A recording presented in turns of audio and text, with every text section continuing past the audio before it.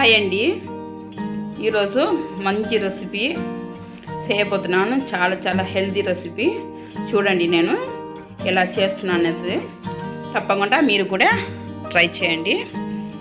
ముందుగా నేను పొయ్యి వెలిగించి ఒక కడాయి పెట్టి నూగులు తీసుకున్నాను. తెల్ల నూగులు, నల్ల నూగులు రెండు కలిపి వేయించుకోవాలి.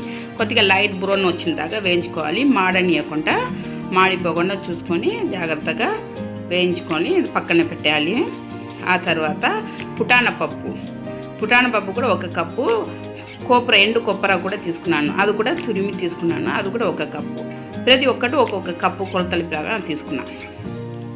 అది కూడా వేయించుకోవాలి. కొద్దిగా లైట్ బ్రౌన్ వస్తే సరిపోతుంది. మళ్ళీ పల్లి కూడా తీసుకున్నాను. ఆ పల్లి కూడా ఒక కప్పే.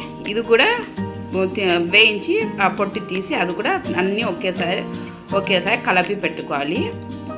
బెల్లం కూడా తీసుకున్నాను. బెల్లం కరిగించుకొని పాకం పట్టాలన్నమాట. అది కొద్దిగా నీళ్ళు వేసి బెల్లం కరిగించిన తర్వాత పాకం వచ్చి ముదురు పాకం అవసరం లేదు. కొద్దిగా లైట్గా కరిగి కొద్దిగా దగ్గర పడితే సరిపోతుంది. ఆ తర్వాత ఇప్పుడు నేను వేయించినదన్నీ చల్లారించుకొని మిక్సీ పట్టుకోవాలి. మరి అంత ఫైన్ పౌడర్ లేకుండా కొద్దిగా బరక ఉన్నట్టు పట్టుకుంటేనే బాగుంటుంది. పాకం చూసినారు కదా, మరి అంత ముదిరి పాకం కాదు, మరి అంత నీళ్ళుగా కూడా ఉండకూడదు. కరెక్ట్గా చూసి కొద్దిగా అట్లా చూస్తే పంగగా అట్లా చేతికి జిగురులాగా తగులుకుంటే సరిపోదు. ఆ తర్వాత ఇవన్నీ కలపాలి అన్నమాట. దీనిలో వేసి చూడండి ఇట్లా కట్టుకొని కలుపుకోవాలి.